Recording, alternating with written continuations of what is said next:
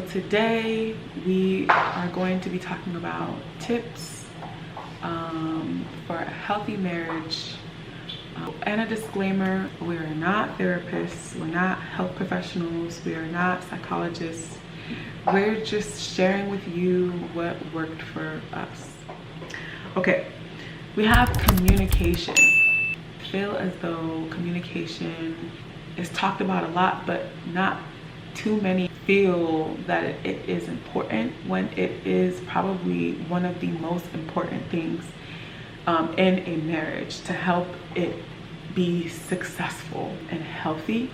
Communication helps you navigate through problems, especially conflicts.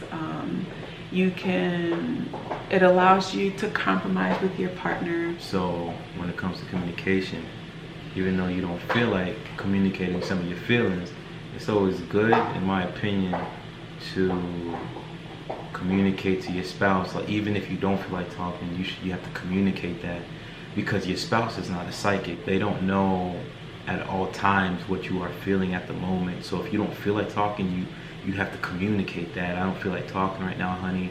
Is there any way we can revisit this at another time, etc.? Yeah, a lot of communication deals with a lot of listening. So it's a required skill when dealing with communication in your relationship and or marriage. Even if it's not something you would want to hear or want to talk about with your spouse, you just make sure that you're there with your partner to, let them know that you're listening. Let them know that you care. Yeah, it's like, like women have 2 ears and 1 mouth, so they should be listening. Nice. They should be listening instead of talking so much. Oh my God. Here we go with the jokes. Yeah, let's pick my favorite one, which is finance. Finances is always important in a relationship. In terms of finances, it's always good to be on the same page when it comes to spending habits, etc. You can't have a spouse that's always spending and you yourself,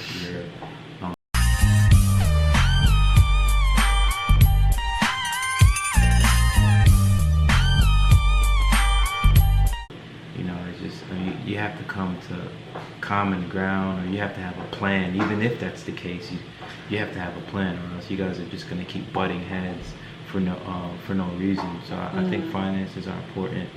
It's one of the biggest reasons why married couples fight, believe it or not. And so finances is a big one. And so it's always good to talk about your finances. Yeah, I do believe that finances are really important to talk about. Moving forward, spiritual connection. You've heard this saying several times, most likely. A family that prays together stays together. Like, if God is in the center of your relationship, marriage, nothing will hinder it. Everything will work together. Praying with your spouse, you find time to pray with your spouse, and that allows, believe it or not, I was reading an article the other day, couples that pray together, it allows them to have a deeper communication. Because if you really look at it, when you're praying, you're having you're communicating. It's a form of communication to God.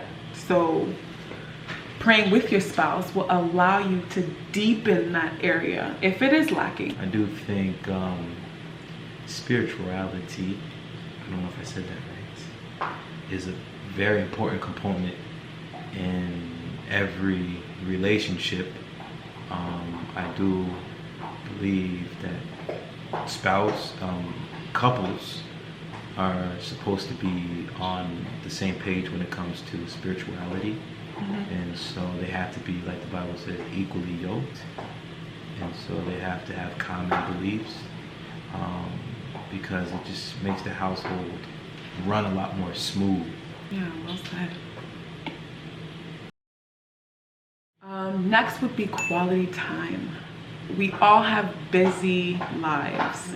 Time you invest in your household and your marriage, your reward is very great. I know that quality time is very important.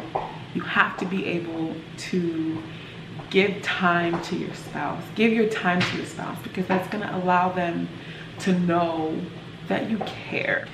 When you come home from a long day of work, sit down, ask questions with your spouse. Even if it's nothing you want to hear, talk, share with each other how you guys are feeling. Watch a movie. It's gonna grow your intimacy. And when I talk about intimacy, I'm not talking so much for the physical side. I'm also talking about the emotional side as well.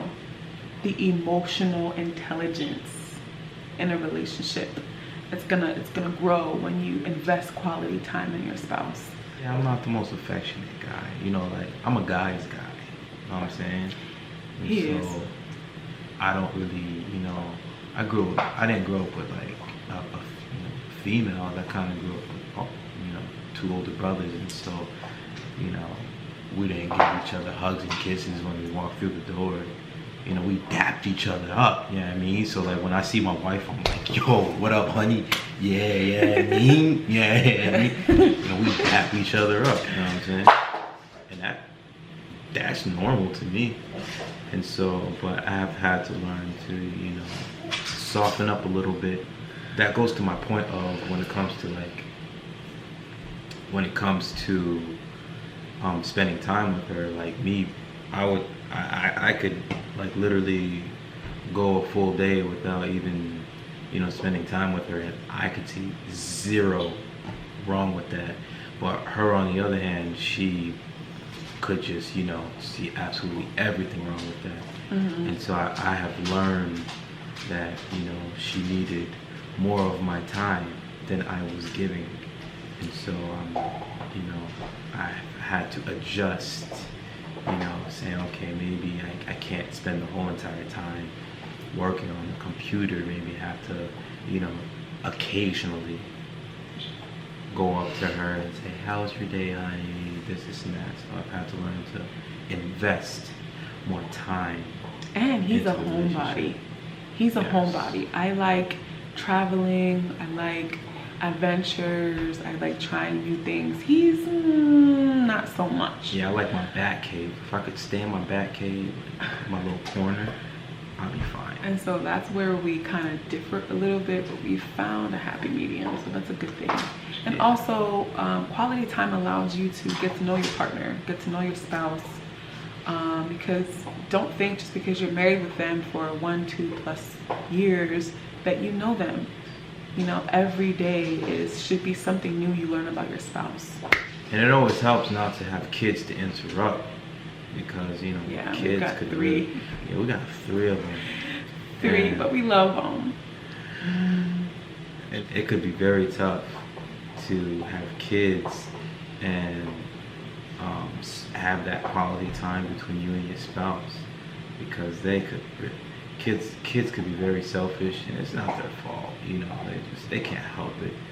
And so that's still no excuse not to find the time to invest and to spend time with your spouse whenever you can get it, whenever you can. Support. I remember watching something on TV, Married at First Sight. I think it was last season, and one of the couples, the guy was very ambitious, very adventurous, and he had goals that he wanted to accomplish in life. And some of the goals didn't sound realistic, you know what I'm saying? And his wife wasn't really supportive in his dreams. So that really had me thinking, support goes a long way. Now, my question is, and this is just a spur of the moment question, is there like a boundary when it comes to supporting your spouse? Like, let's just say I have a goal that will be detrimental, meaning we talked about finances, but let's just say I wanted my G-Wagon tomorrow. My dream is to have my G-Wagon in a month. Mm-hmm. And it's gonna be a pretty penny for my finances. Mm-hmm. In that case, like, how would we navigate that situation, but still be supportive? Yeah, I think going back to the question would be, it's important to definitely be supportive with your spouse, but that's a good question. Support does come with limits. Yeah. Because you gotta definitely be realistic. It's good to be optimistic about something. It's very good to be positive about a situation, but sometimes you gotta come down to earth. If it's just not gonna work, you just gotta come back. It's good to have a dream, but you gotta come back to earth sometime, because that's not gonna happen. We broke. Where you gonna get that Mercedes G-Wagon from?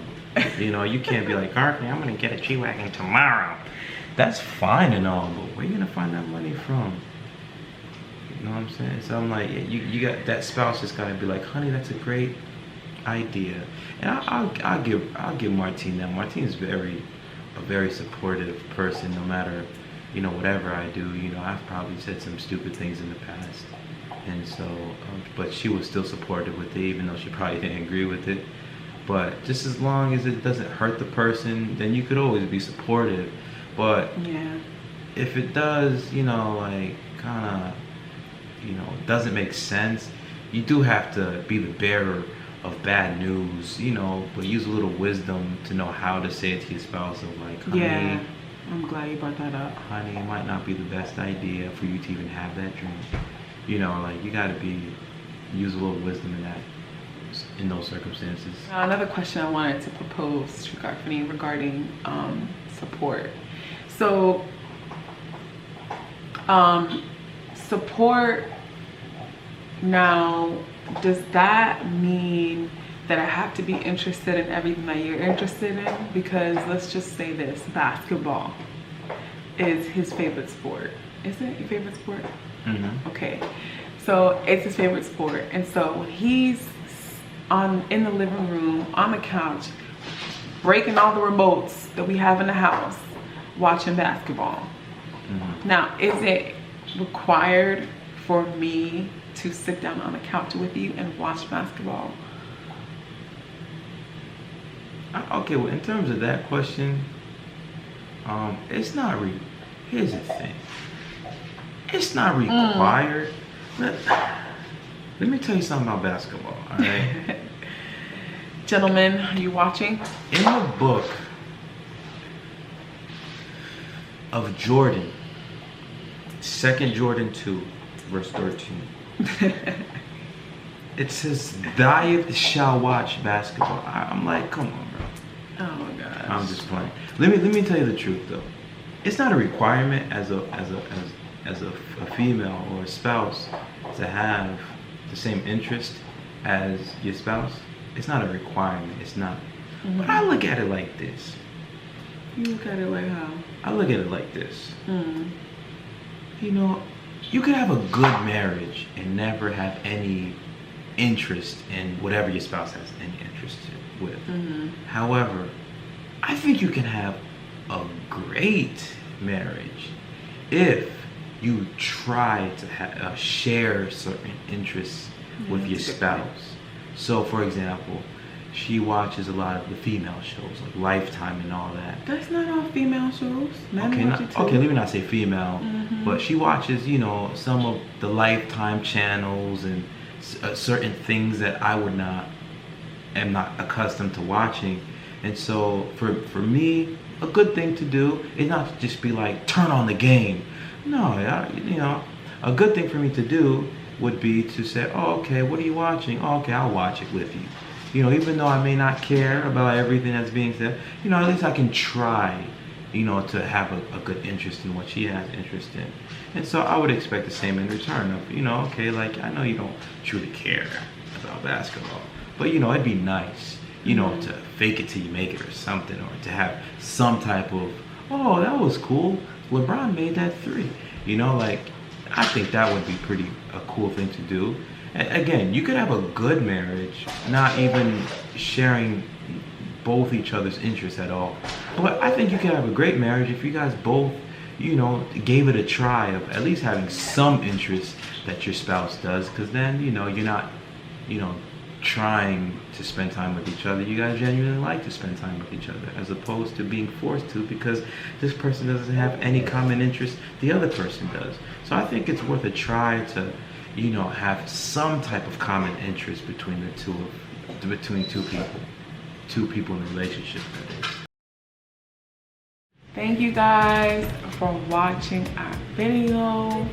We have more content for you, so stay tuned for that. Don't forget to like, comment, and subscribe to our channel. If you're not subscribed, subscribe now to get post notifications. Okay, so that you're gonna be alerted our videos and any updates on any videos. So stay tuned for our next video. We love you guys. Bye. I know I don't deserve it. Your love is overwhelming, no. And it's a vibe, so your love it was brand new. I know I don't deserve it. Your love is overwhelming.